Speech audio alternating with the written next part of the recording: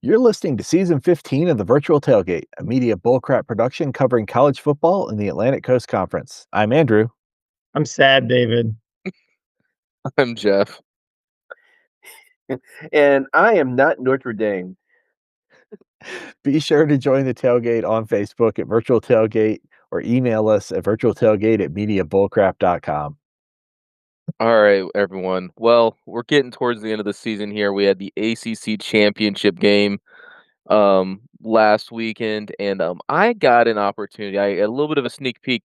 There was a conversation that was going on between Tony Elliott and a person that I cannot identify, but they were talking about confidence. They were talking about what they wanted coming into this game.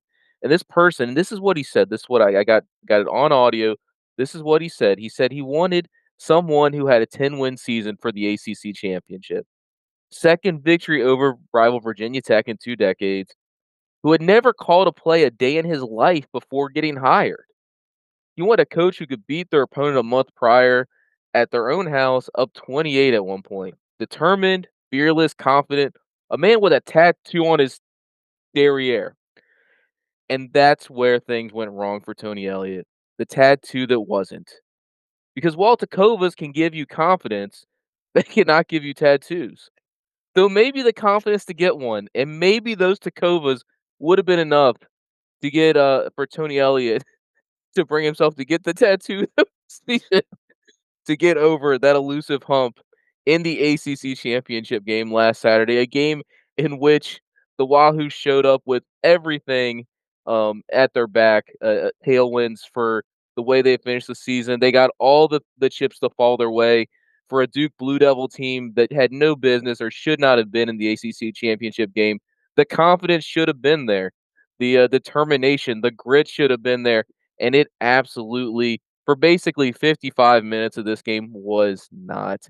A game in which the Blue Devils looked in control almost the entire game, a game in which really the spark you can give them credit for the Cavaliers is that with 5 minutes left in the game, they were down 20-10, and through some crazy happenings as sometimes happens in football, got the opportunity to and even tied the game to send it to the first ACC championship game overtime affair, a game in which, unfortunately, after that furious comeback, the Duke Blue Devils came out on top 27-20, scored a touchdown to start the overtime, and then Chandler Morris, unfortunately, as he has done other times this season, had maybe the most inopportune of inopportune interceptions on the first play for the Cavaliers in overtime. A game in which a play which was set up by a very inopportune personal foul that put them at the 40-yard line to start off with their overtime possession instead of the 25-yard line. So, nevertheless, the Cavaliers came in looking for a college football playoff berth. A win against the Blue Devils, the team that should have been the easier of the opponents of the options that they had on the table going into the last week, came out with the victory in this affair and ended up sending the Cavaliers packing to locations that they had not planned to. But nevertheless, I encourage you to go with confidence, play with confidence, get those Tacovas. Don't make the same mistake Tony Elliott did. Get the tattoo on the derriere if that's what it takes to get you the ACC championship gold. I mean, I think Manny Diaz, I don't know about the tattoo situation, but he was walking tall, man. He Uh, was. Taking chances, going for it on 4th down, fake punts, uh, correcting everything that went wrong just a few weeks ago when UVA played down at Wallace Wade Stadium. Huge win for the Blue Devils. Something about either that beard or that pompadour that he had going on. Like he was really rocking it. I think you're right, David. I did miss an opportunity though because it wasn't just that game, but Manny Diaz. If we were to really give a sponsorship to a Tacova's confidence coach, I mean that Manny Buddy. Diaz played the last like 3 or 4 weeks ever since that blowout against the Cavaliers. He really did play like that. Yeah, I mean, Duke has had everything on their side, man. Every game broke the way it needed to for them to get into this championship game. They make the most of it. They've got Darian Mintz's family and girlfriend up in the suite showing them on TV. You got the 2 lone JMU fans in the stands. I mean, what a You got what a scene for the ACC. And they've already got Mensa locked up for next year. Like, Yeah, the that's like 2-year deal, right? forward-looking, like, super intelligent, like, this is definitely where the sport is going if you wanna actually make something happen, and Duke's already doing it, so Yeah, good on the Blue Devils. I'm sure I guess with the power rankings coming up, I guess Duke as the conference champion, probably top of the power rankings, right?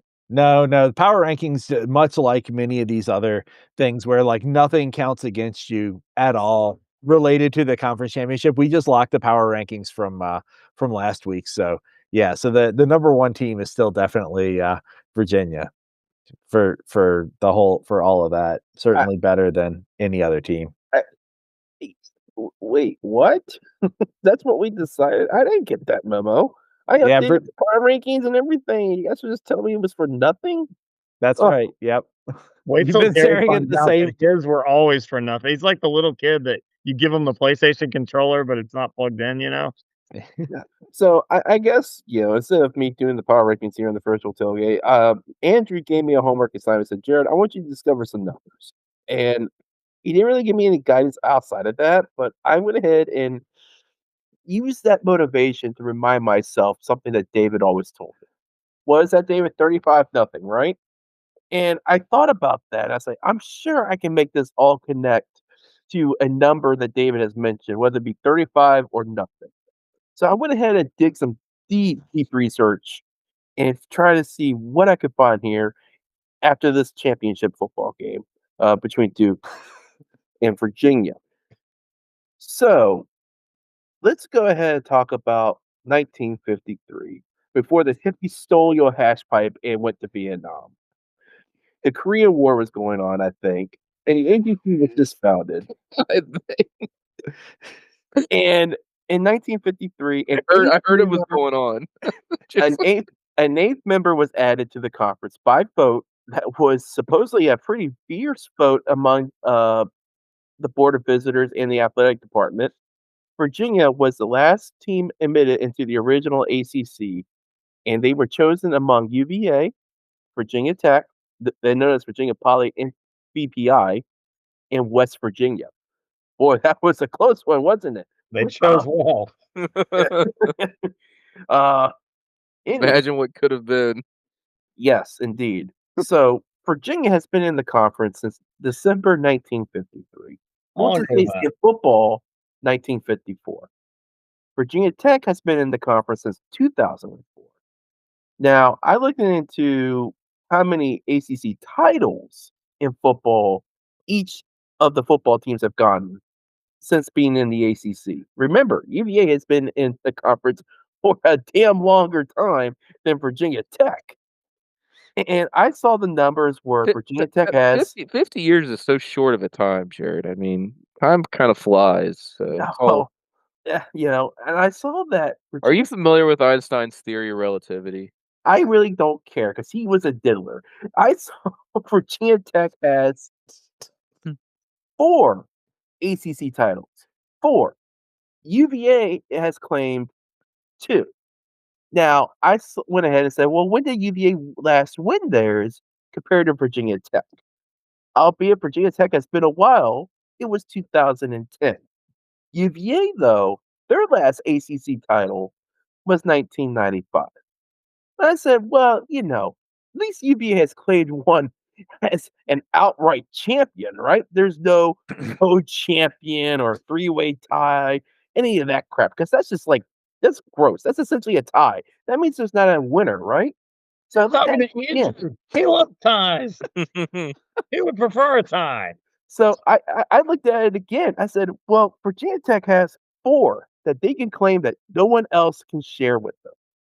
And then I looked at UVA, and the number that David, that you like to remind me, 35 to nothing, is also UVA's outright ACC football titles is nothing. 0. Nada. That's not their fault because they don't have champion. You guys on the pre-show just spent an hour trying to convince everyone that conference championship games are BS. But I'm not done yet with my number analysis, Okay. Andrew. I have one more number.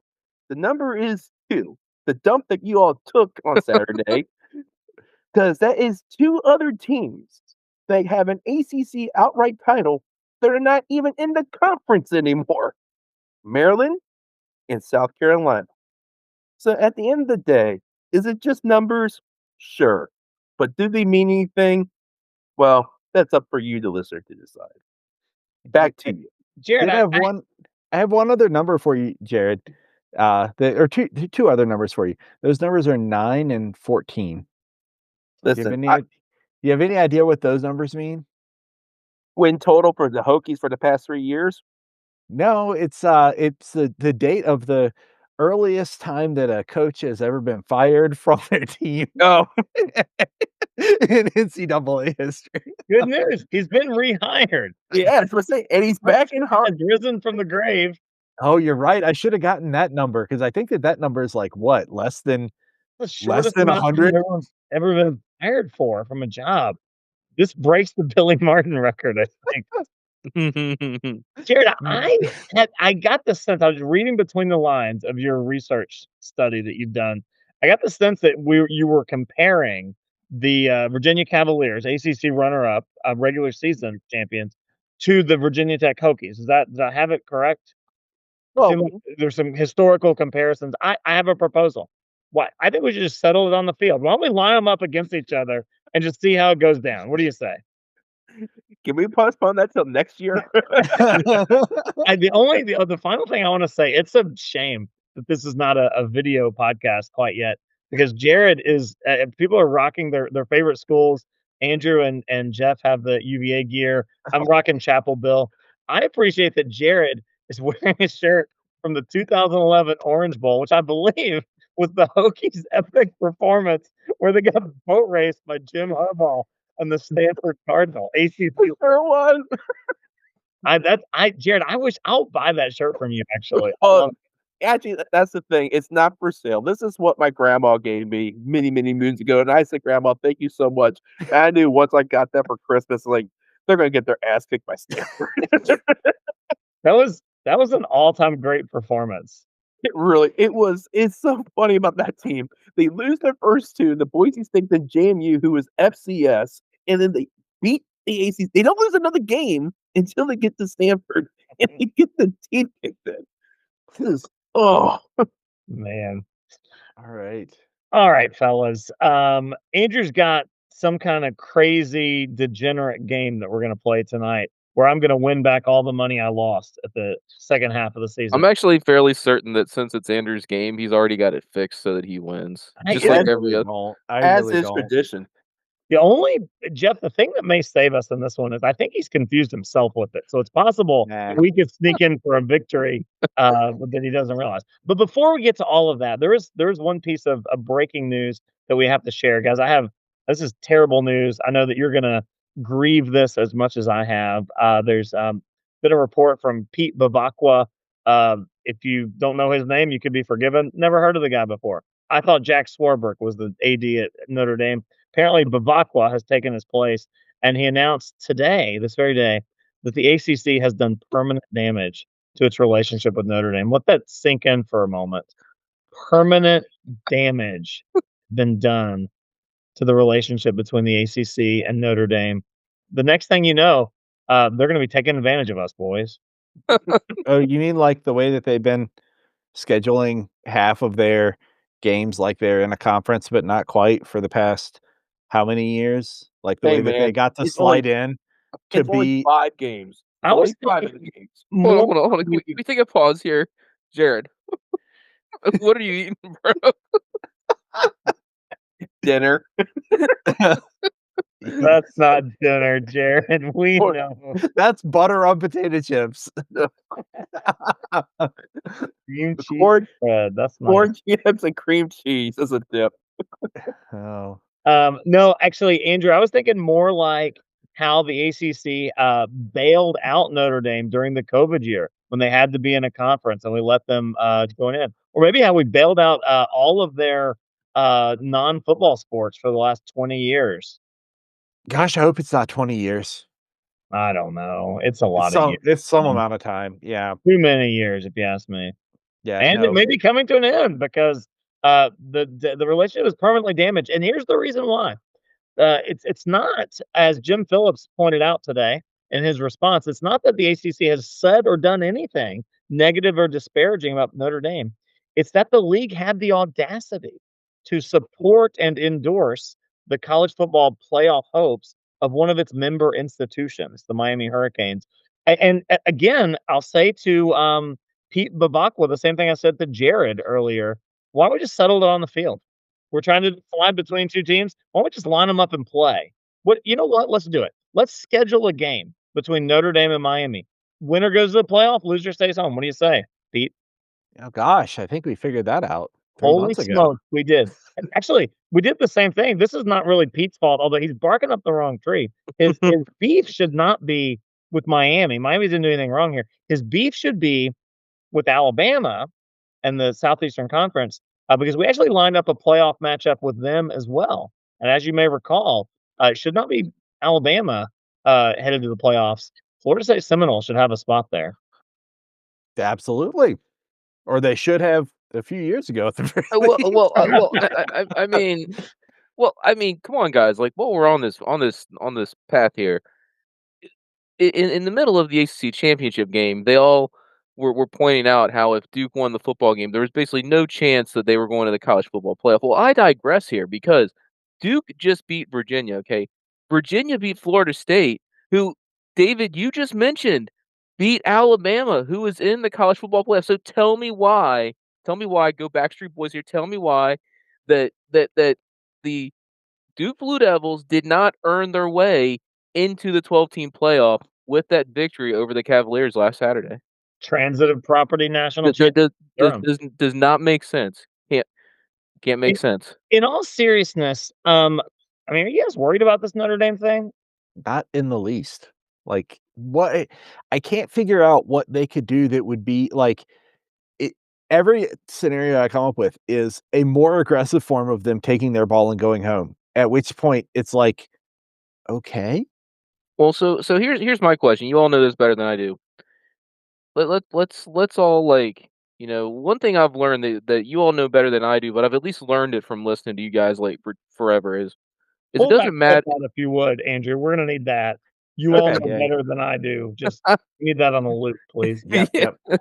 is that it doesn't matter what happens on the field. It matters what happens in the boardrooms and the bank accounts. So my question here is I know Notre Dame is kind of in this we're playing footsie in the football schedule, but all that aside, what is the financial what's the financial payoff of Notre Dame being a partial football member of the ACC right now? I don't even know what the deal is or how that all works.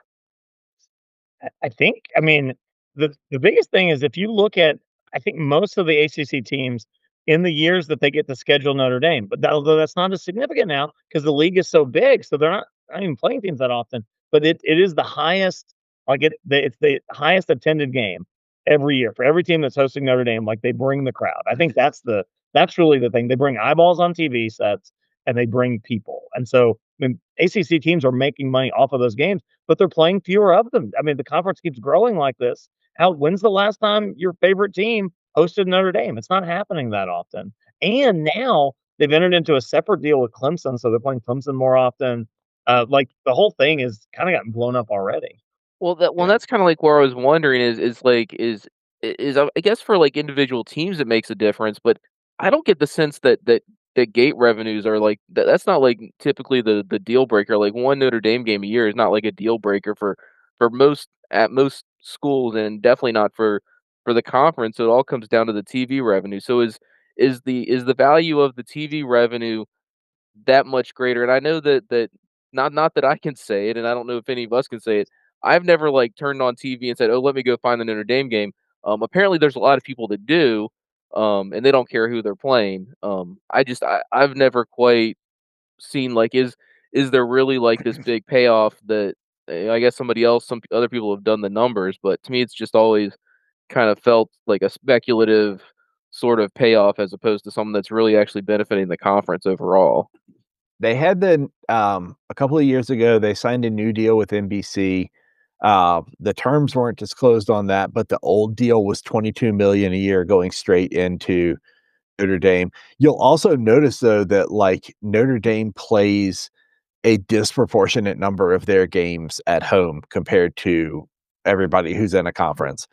So like that's part of the that's part of the like tricky balance with the whole NBC thing is NBC is no doubt expecting at least 7, probably more like 8 or 9 games that they get to televise every year. That money then getting dispersed to some of our teams and things like that. I think the biggest thing, like if Notre Dame is stomping around saying that they're angry at the ACC, to take back my previous flippant response, the biggest concern that we would have as the ACC is that in the room where it happens, related to anything about CFP, the head of the ACC, the SEC, the Big 10, and the Big 12 come together with this crazy athletic director from Notre Dame, and he's 1 on 4 as opposed to 1 on 60. You know, if you brought all the athletic directors for these things together, he's just the one angry dude who's stomping around kicking in the corner. If you bring him in, if he gets as a single athletic director to talk at the same level as the 4 heads of the conferences, he's got a 20%. It doesn't matter how you look at it. It's the, if you've ever seen the thing, there was I think it was John Oliver that did a joke one time where they talked about the fact that like there's like 97% scientific consensus um, about like some, really big topics related to things that are going on in climate change. But whenever they have those debates on TV, they bring on one guy for and one guy against. And it sounds like they're even. And so he did this joke where they brought on like 90 scientists who agreed, and there was one guy who was trying to fight back. And like, so you kind of get that. But like, that's the same thing that's happening. Notre Dame gets an outsized voice. And that's already happened, right? Yeah. I mean, supposedly they're going to release this memorandum of understanding that beginning next year, Notre Dame is guaranteed a place in the playoff if they're in the top 12. Like that's no other program in the country has that kind of special treatment. Clearly, it has been in Notre Dame's best interest to be independent. That's why they've remained so. It's been financially, there's been a competitive advantage. That's fine. That's what they've negotiated. I think what's frustrating in this moment is that trying to have their cake and eat it too. So that there are a lot of advantages to being independent. This is one moment where there is a disadvantage to that. And they already, so in the original version of this 12-team playoff, you had to be a conference champion to get a first round bye.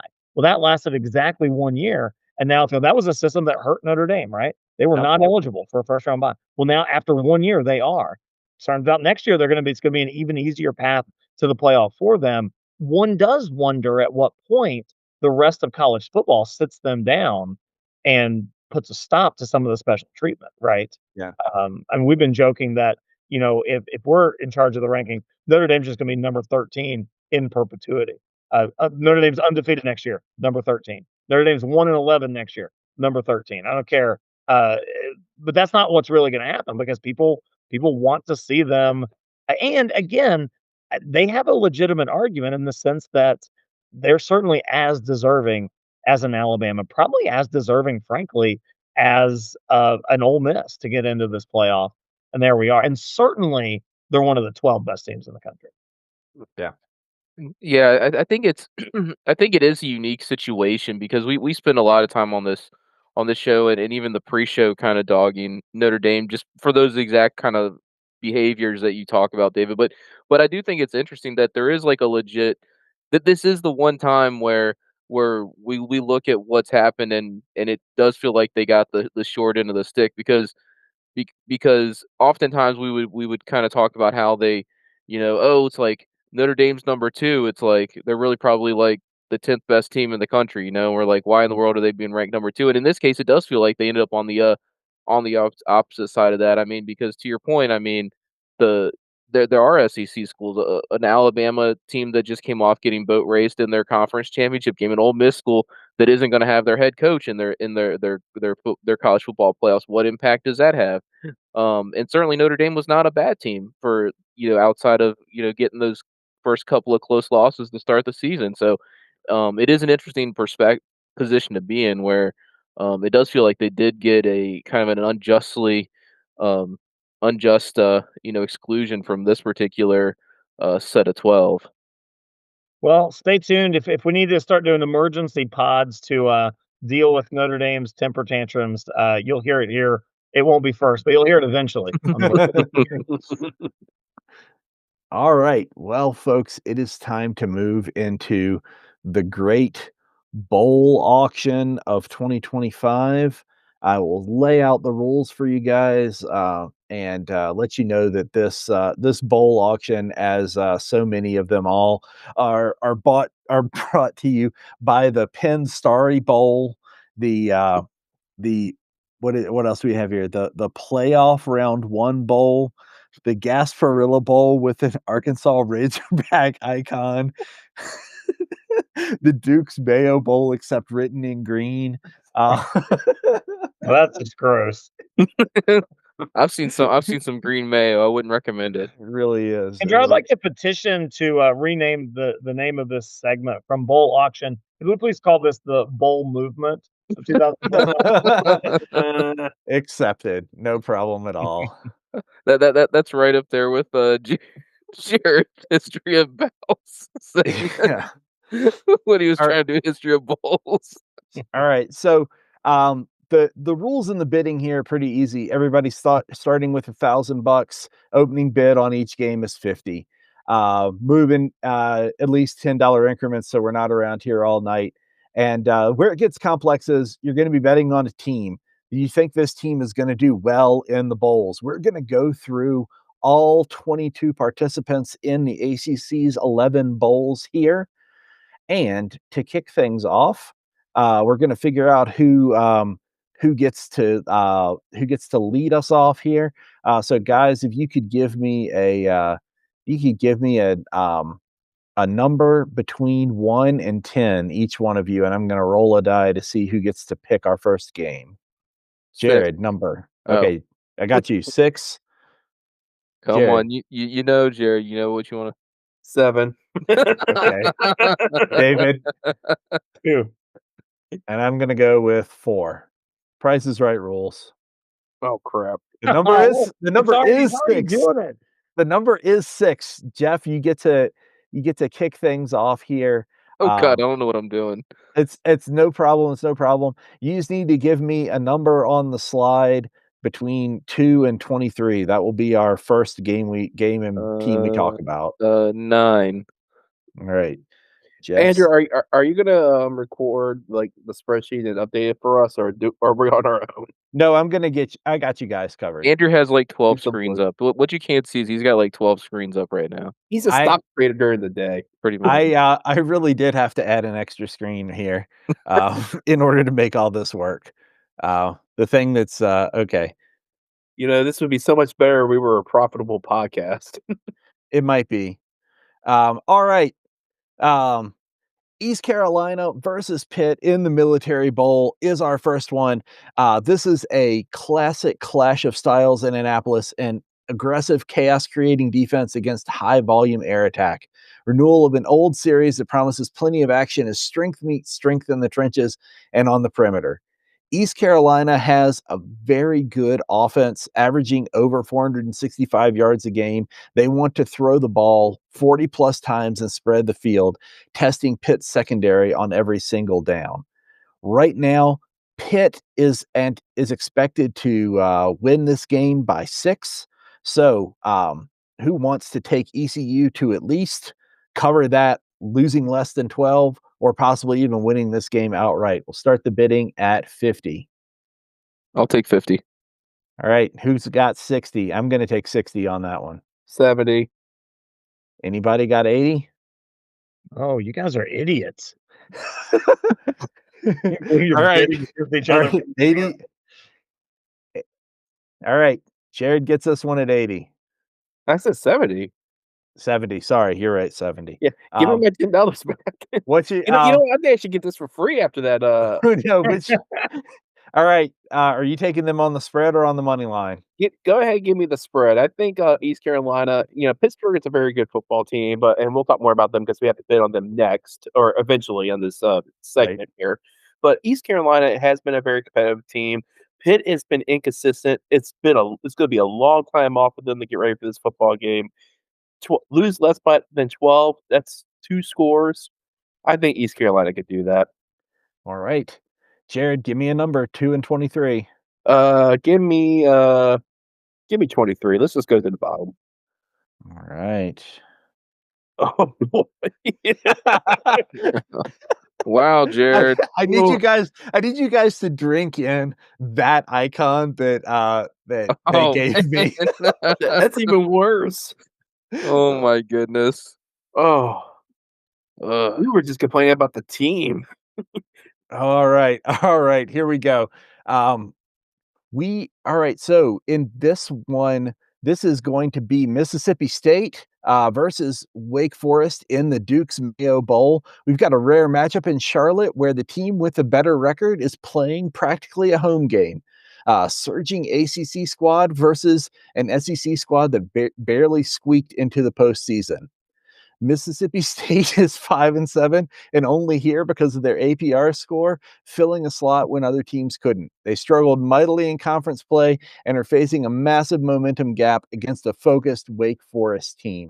Boy, he really knows how to sell a product here. Man, no kidding, Yeah. man. Good grief. Hey, man, we're just going with the thing that gets it cranked out right here. I heard that.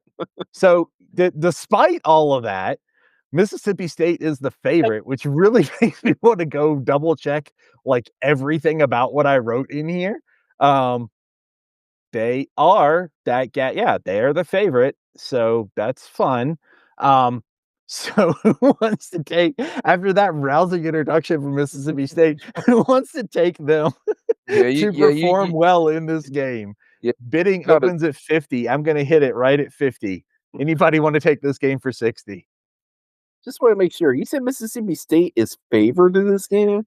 Mississippi State is favored in this game. Jared, I don't think you understand. Do you know what conference Mississippi State plays in? I They play in do. the best There conference. you go. Yeah, okay.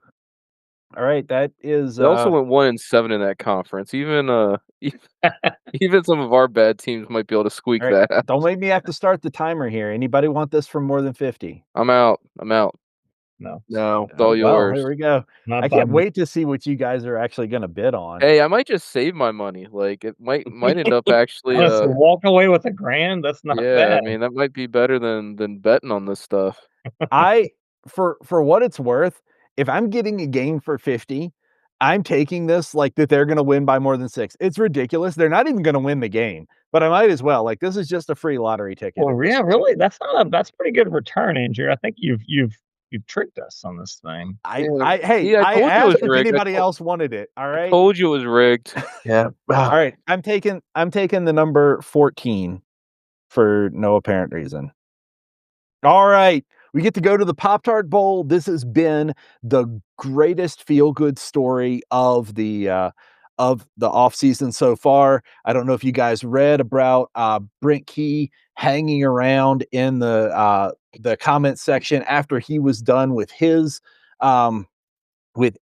media availability and giving props to the BYU coach for also liking the strawberry Pop-Tart above all else. Frosted or unfrosted. I mean, I don't remember whether they said frosted or not, but it was good stuff. Yeah, and David knows exactly how to do it right there with the hearts and the party hats. So we've got a fantastic ranked matchup in Orlando featuring two teams with plenty to prove after a wild postseason shuffle. When our favorite whipping boy Notre Dame opted out, this became a tier 1 stage for two programs that have vastly exceeded expectations this year. We are talking about Georgia Tech. They're enjoying their best season in a decade at 9-3, fueled by an offense that is not a triple option.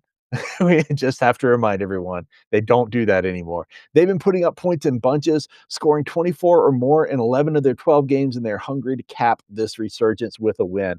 All right, guys, this feels like a game people should actually be bidding on. Who wants Georgia Tech. They are in the underdog position against BYU. You can take them on the spread to lose by less than 5, or you can take them to win outright. Open the bidding at 50. Who wants Georgia Tech? I'll take 50. 60. Right. Jared's in at 60. David, you can bid, right? Yeah. Oh, there we go. 70. And I'm going in at 80 on this one. 90. All right. Anybody else? You have to pick Georgia Tech to do something good, right? That going only betting Jared, for 50 only works when you're the only one betting. Jared, I'm taking it at 100. He's not taking it. He's not Yep. taking it. Yep, I'm gonna wait. All right. I put this whole sheet together and I don't remember what's on here, so I just need you guys to know that. That sounds like I made that prep for the show. I feel like David and I might have learned from the regular season, and we're Oh, just like, you don't get what? It's better if we just don't. You We just do don't realize, spend any money. look, I've already got one that if it pops for me, I beat you on your standing pat strategy. So like, just letting you know.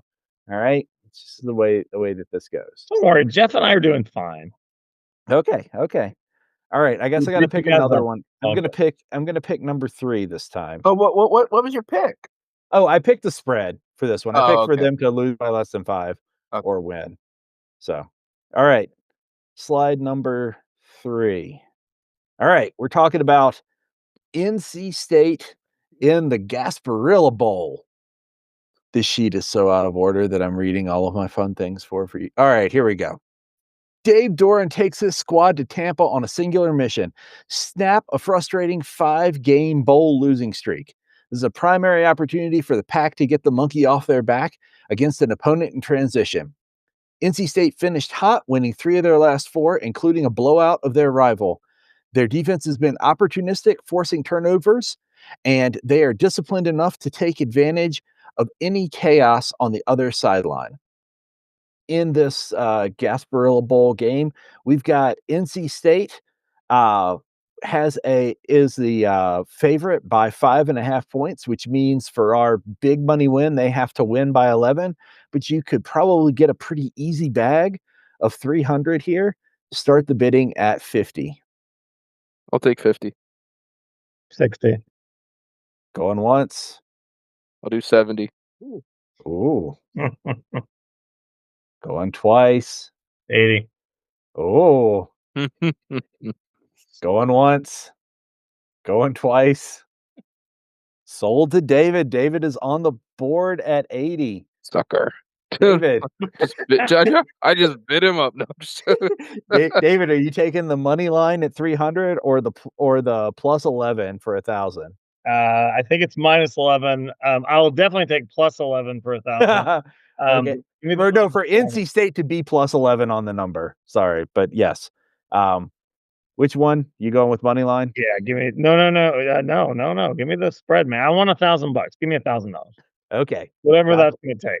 That's what. Gotcha. All right. The reason is Memphis their coach is gone. NC State, Dave Doran's coming back. They're excited. Exciting players on offense. CJ Bailey, Hollywood Smothers going to get the job done. They're going to score a lot of points. All right. David, give me a number. You can see the list of what's left. Roughly 2 to 22. But 17. 17. Yep. Gotcha.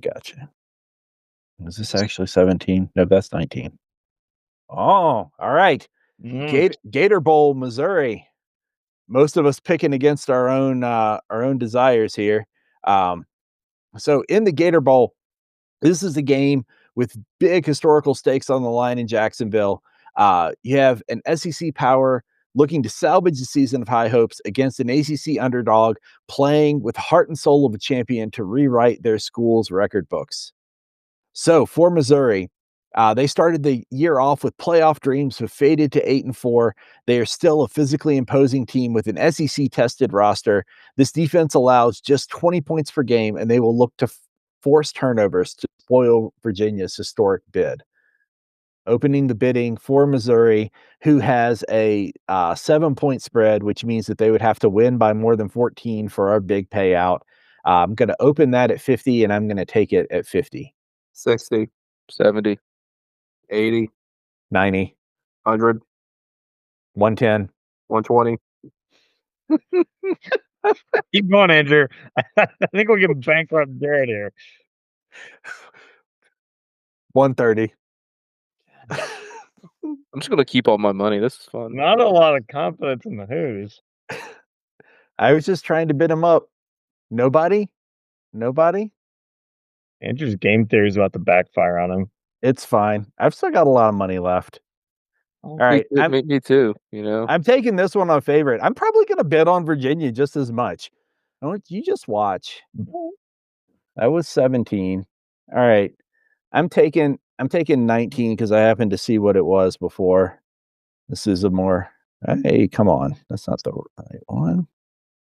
There we go. All right. We are going to go to the Sun Bowl. I kid you not. This is just stuff that I ask ChatGPT to generate, but it understands us deeply about this game, guys. Quote, this is the quote disrespect bowl in El Paso, featuring an 8-5 conference champion that was snubbed by the playoff committee. Well, that's very generous. Very generous. hey, You know what? Arizona State was snubbed too, come to think of it.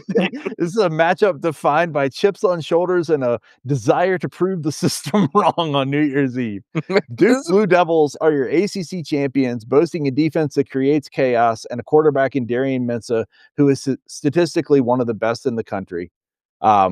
I do not believe this last line that they're furious about being left out of the 12-team field. Manny Diaz did his best to sell that, and everyone just kind of laughed.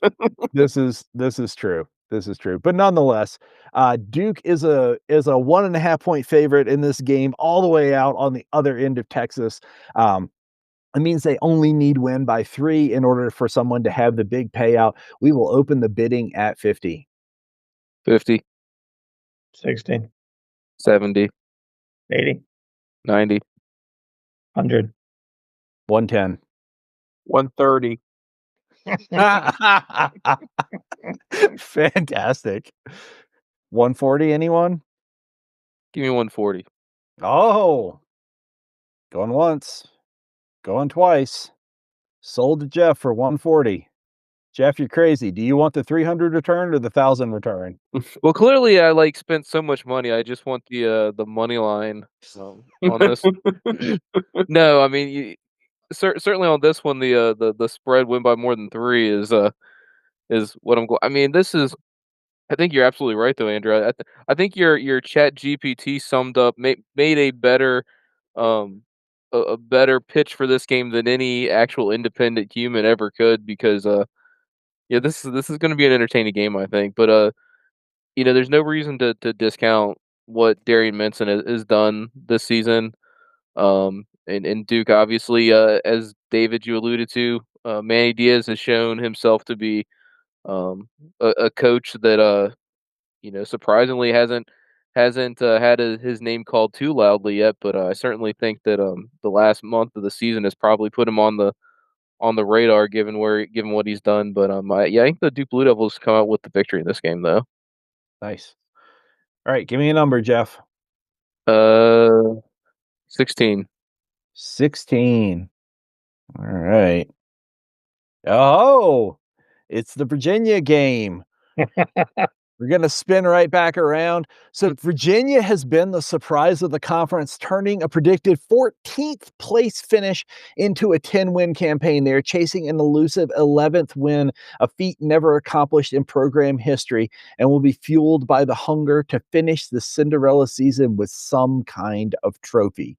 I open the bidding at 50. I'll take it. 60. 70. 80. 90.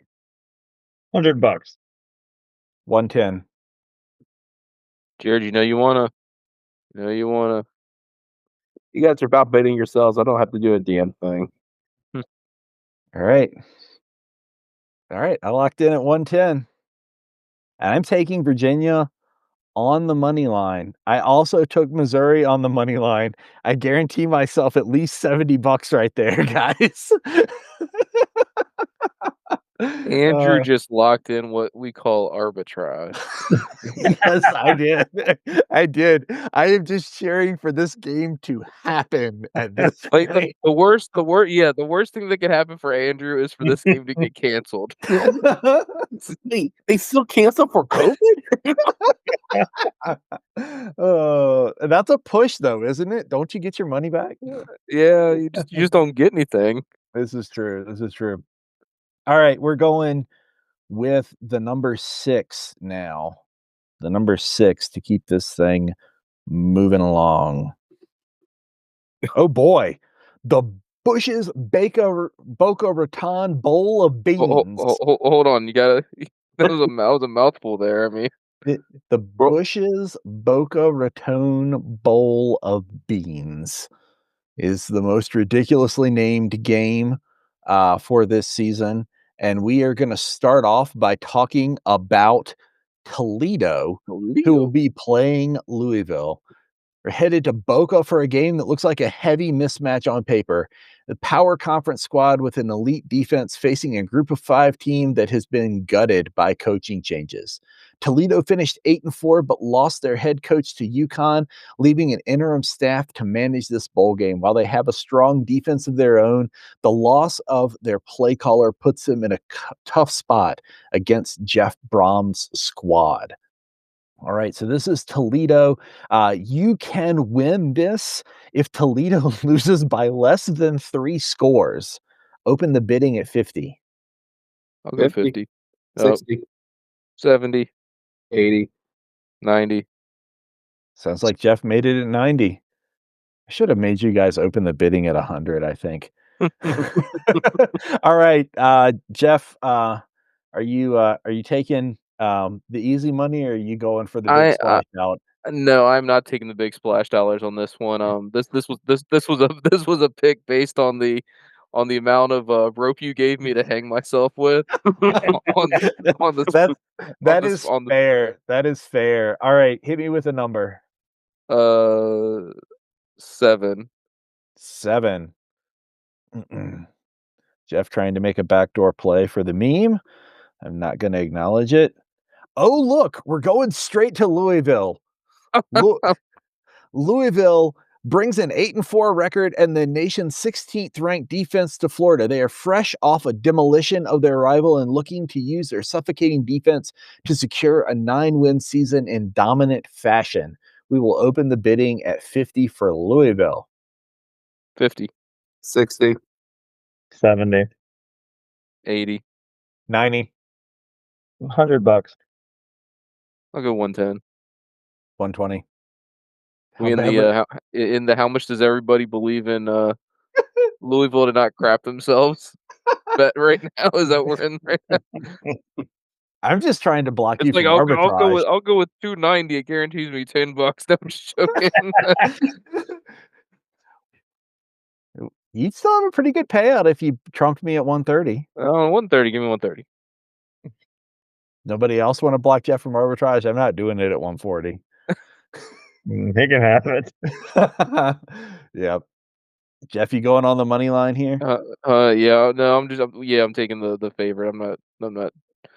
The 3 scores can happen, but no, I've seen. You can get 600 off of this one. Easy, huh? I was like, I've seen too much of Louisville to think they're going to win by 3 scores. Nice. So I'm just taking the money line here. All right, give me another number, Jeff. 3. Have we done 3 yet? We did 3. Okay, how do I see? Let's see. It's over on the far side. Okay. Oh, I see it. Okay. Column J. Oh, column J. Okay. Give me 11. 11. Very good. You can delete that if you want to while I do this. ECU. Didn't we already do ECU? We sure did. That was mine. I must have done that wrong. One, and then I haven't done the damn thing since. All right, then we're gonna go to Clemson because that's how I think I probably screwed that up. Lord. Oh no, I bet you I did it.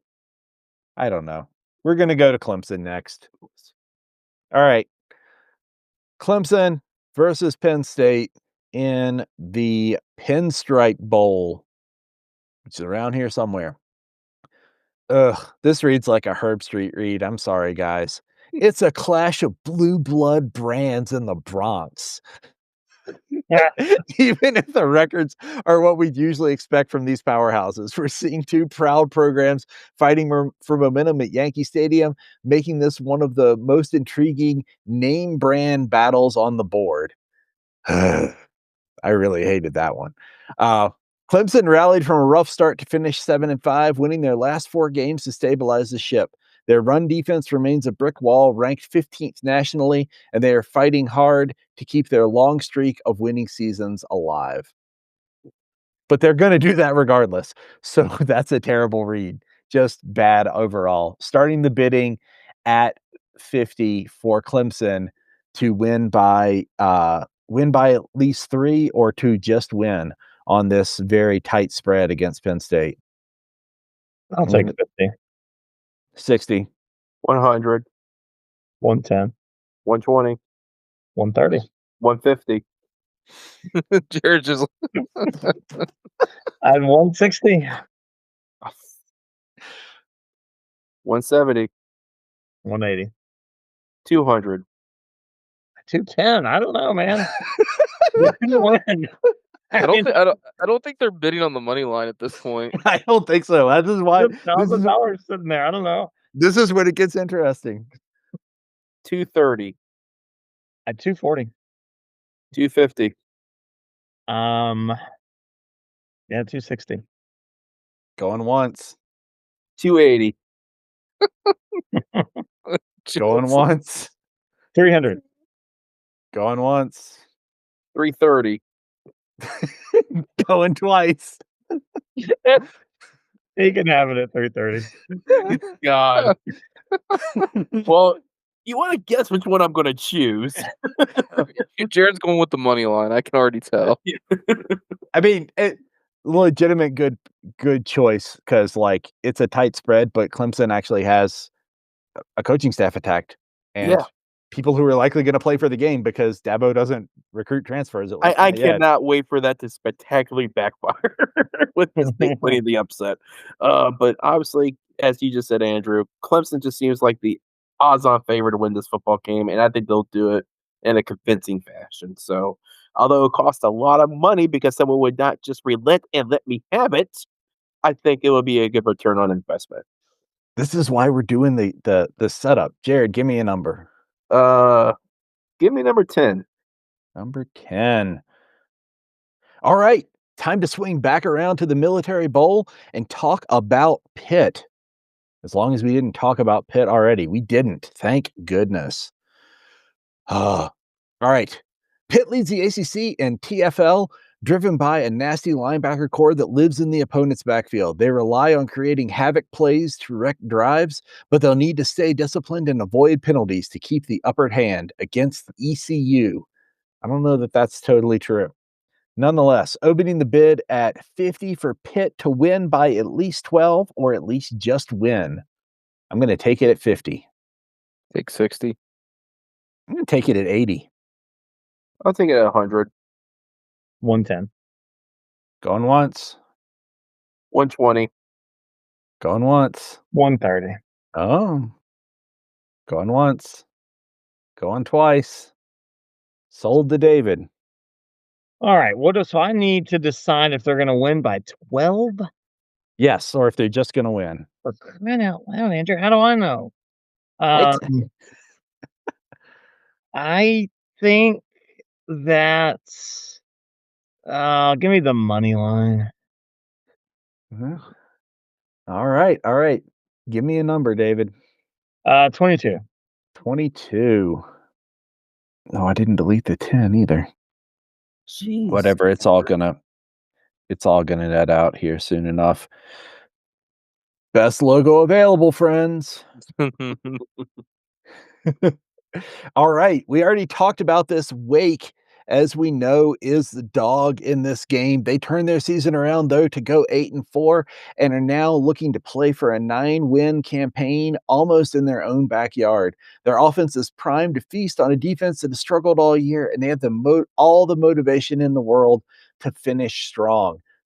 This is Wake they, for some reason, because everybody bids on the SEC, they're being treated like a dog. But man, does this game feel like a a good chance for them to win.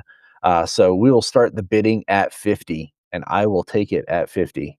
100, 120, 140, 160, 200, 210, 250. 300. Going once, going twice. It's yours, Andrew. I'm going to take them to win outright. I recognize that I backed myself into a weird corner with this one where I could lose completely despite having spent $350 on it. But what the heck, man?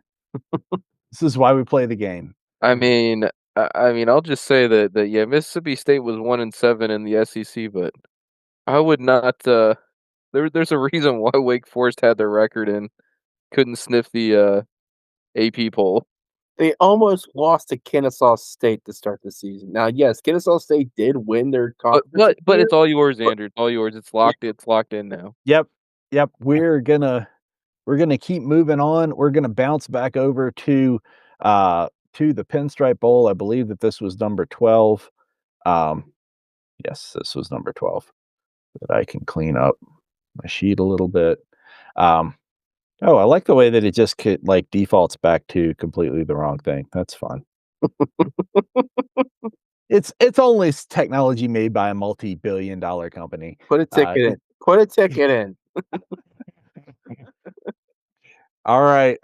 We're back to the Pinstripe Bowl. We've got Penn State here. The Nittany Lions limp in at 6-6 amidst the coaching transition, one of the earliest in the country, but not the earliest, with an interim staff that tried to hold things together. Their offense has struggled mightily to throw the ball, meaning that they've had to rely almost exclusively on the ground game to move the chains against the Tiger defense that we just described as a brick wall previously. Someone has to bid on this to start. It's 50. It's 50 to open. David, are you taking 50? Nope. I'll take 10. I've been to auctions before. I know what happens if no one bids. I'm going to take it at 50 then, just to make it have a whole 60. All right, there we go. TikTok. Jared holding the line at 60. Going once. 70. 80. Okay. Going once. Going twice. It was a nice bid up strategy there, David. Yeah, I mean, Yeah. All right. Clemson sucks. But I bid 80. Yeah, you got 80. Oh, okay. Yeah, I just want to make sure. I thought David was. No. Okay, so it's my terrible bid. I want it. I was explaining why I was. Andrew was accusing me of just bidding you up. That's not true. I think Clemson could lose this game. All right, are you going? I agree. I agree. Clemson could lose this game too. I just wasn't willing to start wagering that much money that they would lose. All right, well, I'm just looking at the numbers and realizing I'm going to run out of games with all this money in my pocket. Yeah, you got to start burning stuff on crappy games. Hey, do we get to keep the money that we don't bet though? Like, does that get added to our... Look at the comparative amount that you're going to have left based on what people are going to win, man. Somebody's got to win most of these. Yeah, Andrew's rigged the possible winnings in a big way. Yeah, we all knew that was going to happen. No surprise. And you're sitting on the sidelines. Jared, did you go with money line or spread? Money line. Wow. That way, at this point, since I have Clemson and Clemson coverage spread, then so be it. I come out big. If Penn State finds a way to win, yeah, so be it too.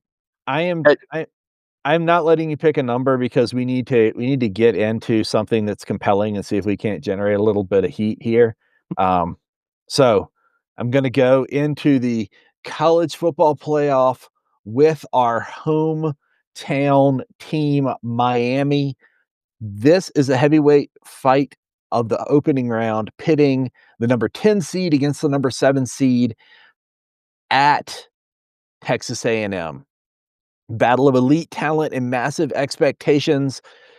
Those massive expectations mostly being if Mario Cristobal can coach a team in the last 5 minutes of a game. ChatGPT didn't say that. No, it didn't. I improved on what ChatGPT knew about. The Hurricanes are back on the national stage, as David has tried to say all season. The U is back. 10-2 record, conference's most explosive offense, racking up 425 yards a game. However, they are limping into College Station with a battered secondary, meaning they'll need to score fast and furious to take the 12th man crowd out of the equation.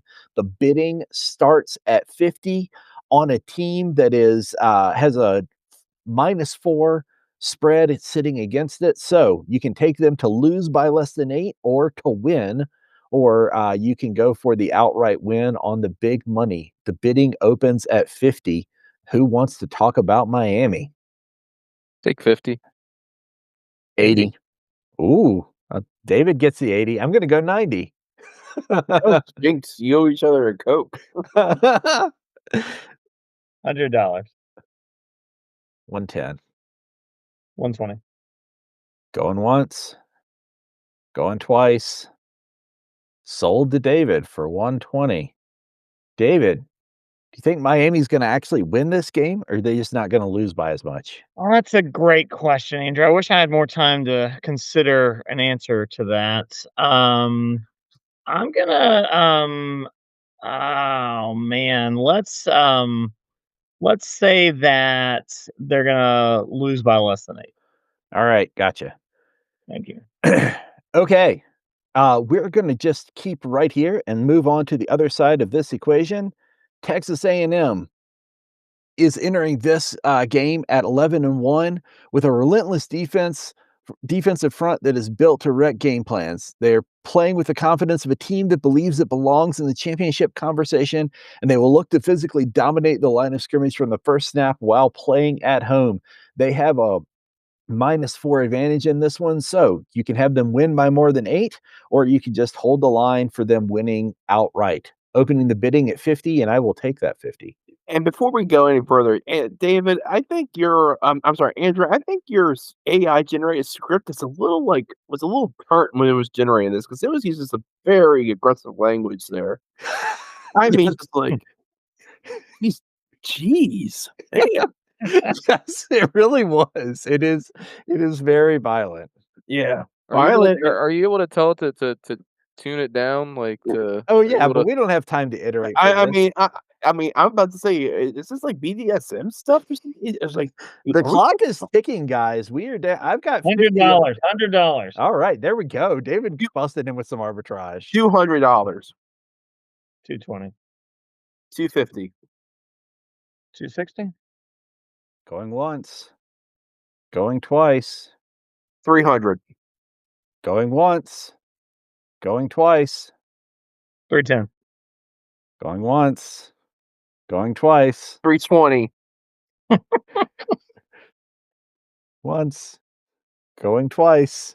330. Going once. Going twice. Sold to David at 330.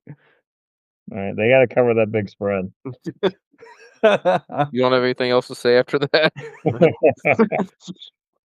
No, I mean, I think Texas A&M, they're going to win this game. I believe. The only thing that gives me pause is I remember the first half of that game where the Gamecocks came to town, and I think this is an A&M team that is beatable by a dynamic offense. And so if Carson Beck can get things going early in the early going, I think Miami can hang in there. But you got to. I mean, A&M has been so good all year long. I think they get the win. Miami is glad to be there, but they're not really a championship level team. Yeah, I think the reason why I stay out of this is I think the inconsistency of Miami is why I don't feel like touching this game. Yeah. All right. Just pick one of the games, David. Tell me which one's 15. good. Oh, I don't know. SMU Holiday Bowl. Let's go to the Holiday Bowl. Okay. Holiday Bowl SMU. That was a beautiful song there, Andrew. All right. Holiday Bowl. There we go. If you like points, this is the game for you. Potential shootout in San Diego between two high-octane offenses. Both squads average over 32 points a game. SMU enters with an 8-4 with an explosive attack that looked destined for a title shot until a late season slip. They are a turnover machine on defense, ranking third nationally in takeaways, which they'll need to rely on to stop the bleeding in the passing game. All right, opening this one at 50, and I will take that 50. 60. SMU is a dog by 3.5 in this one. 80, 90, 100, 150, 200, 210, 230, 300. Andrew's done. 320. Now Jared's all yours. That's all yours, now Jared. Jared's just bidding against himself. He's Yeah. like, he's like 310, 320, 330. I could have pocketed the extra $10. Andrew, for the record, I think Jeff just made bids. I heard him go up to 3. So with that being said, the 320, obviously, money line, underdog, SMU. I think they have a good shot winning this football game.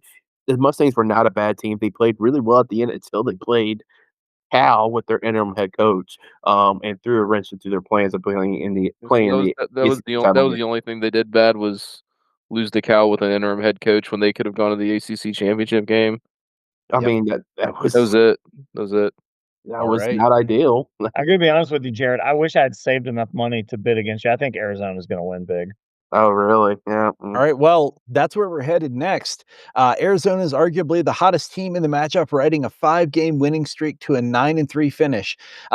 Quarterback Noah Fifta has been shredding defenses lately, and he faces an SMU secondary that ranks near the bottom of the country in passing yards allowed.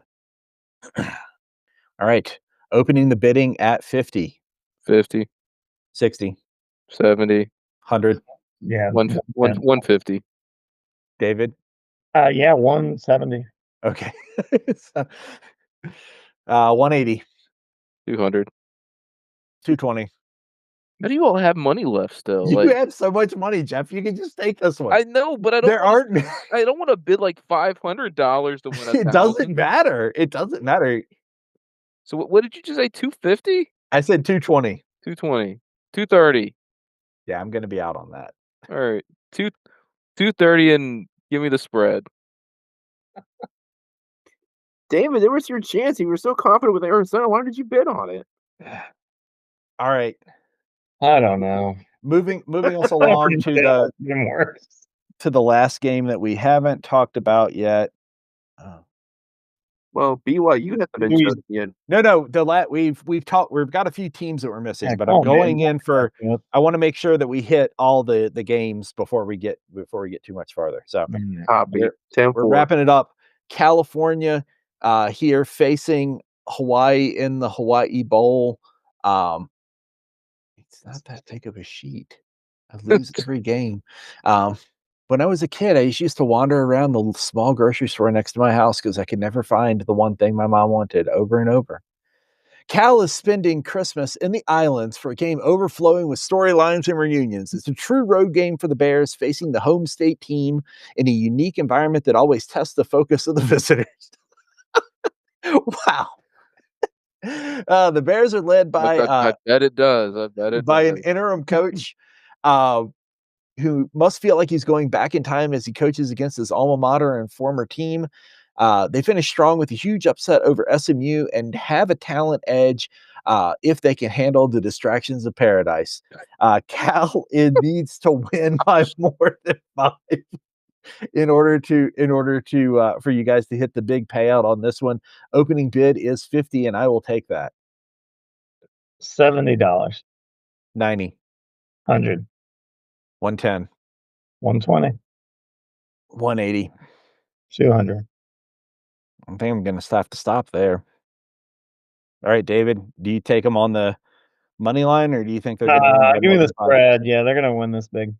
They've got one of the best quarterbacks in the country. He's coming back for another year. They're super excited about the new coach coming in. Cal is riding a wave of momentum.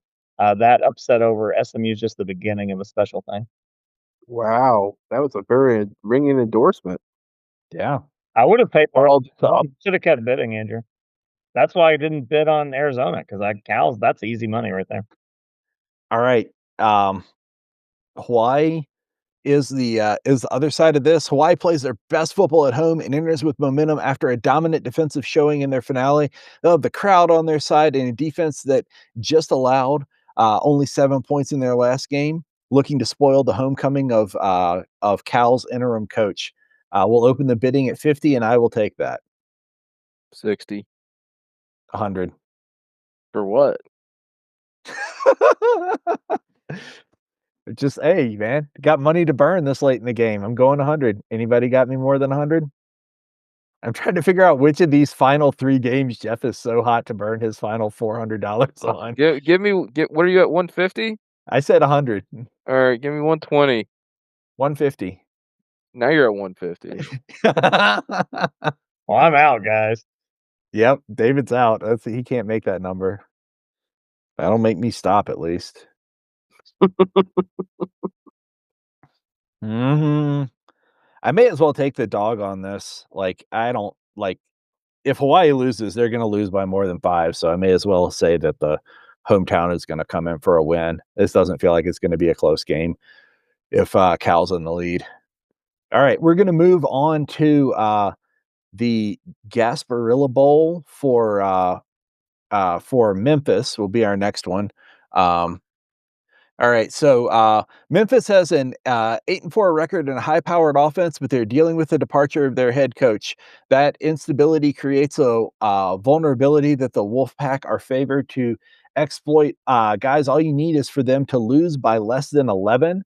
So we'll open the bidding at 50, and I will say 50 just to kick it off. Can I have the correct power seat in front of me so I can? I'm a visual learner, Andrew. I have to I got you. Okay, there you go. thank you, sir. I said 50. 60. 70. Jeff, there are only 3 slots left, buddy. You can have at least 2 of them if you bid over 140, I think. 80. I don't know. Guys. 90. 100. There we go. You're getting there. Do I hear 120? Do I hear 120? You took it at 100. Anybody else want more than 100? 110. Oh, Dave was like, I got money to burn. You bid 170, you go past it. 120. 130. 140. 150. 160. Oh, I'm out. Jared still has 160. Yeah, Jared's got 200 left. You bid 210 and this is yours.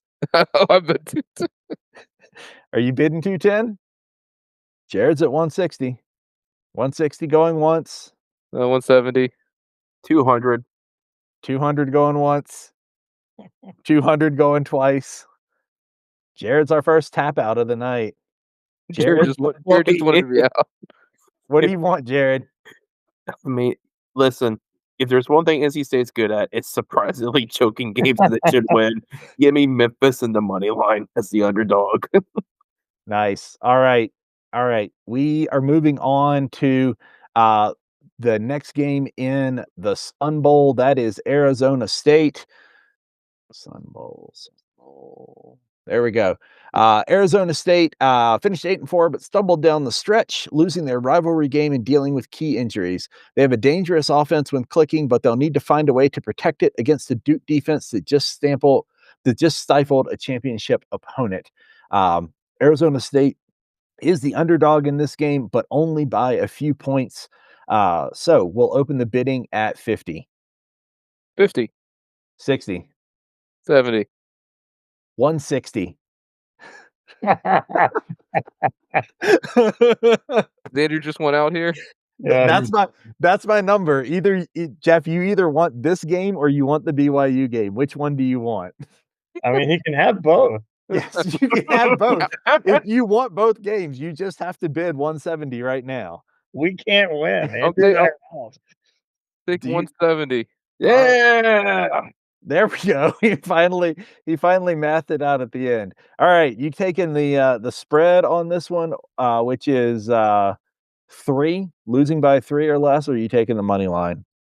At 3, I might as well take the money line. All right, there we go.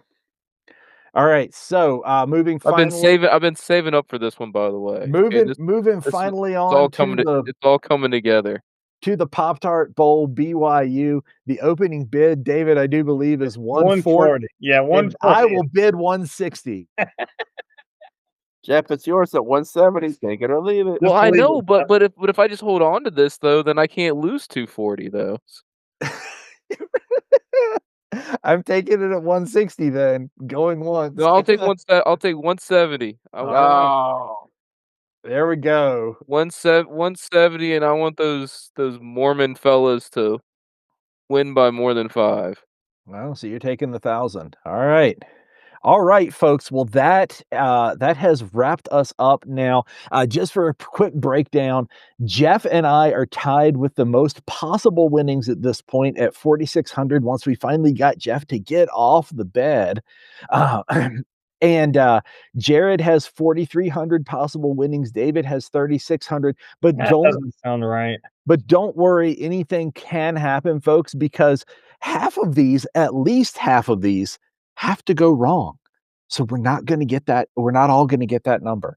We will get to debate. We will get to hate watch. Some of us are going to just be watching games on arbitrage, like myself with the Gator Bowl, Jared with the Pinstripe Bowl, myself with the Mayo Bowl. Let's see here. Jeff has the Sun Bowl locked up. David has the CFP locked up. This is going to be quite an interesting round here. And that is it for the virtual tailgate. You can send your questions or comments to virtualtailgate@mediabullcrap.com.